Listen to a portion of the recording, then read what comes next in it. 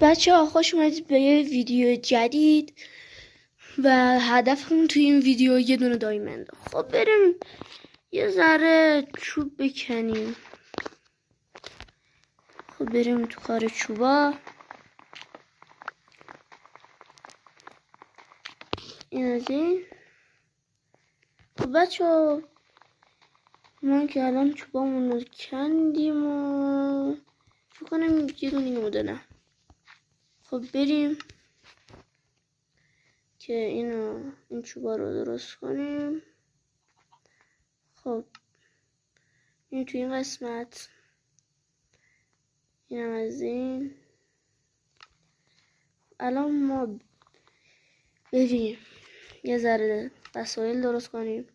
یه دونه اسپیر، یه دونه تبر، یه دونه کلنگ. دیگه کارمون تمام. خب اینم بکنیم و بریم ادامه رو.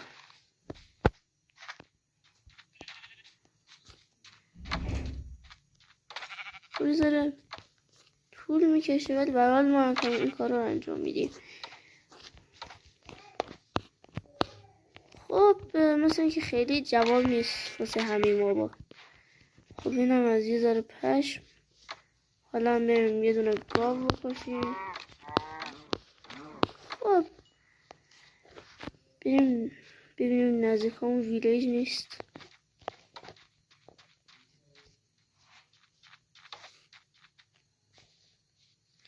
بریم میذاریم برتر.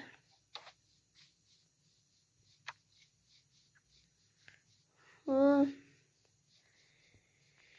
داریم میریم ببینیم. خب اینجا که پورتال ندر. بریم یه ذره آیتماشو برداریم. خب بچه ها ویلیج هم که پیدا کردیم. اینکه این سری خیلی راحته. خب بریم یه ذره آیتم برداریم. خب بریم این چست اینجا چی داره. خب یه ذره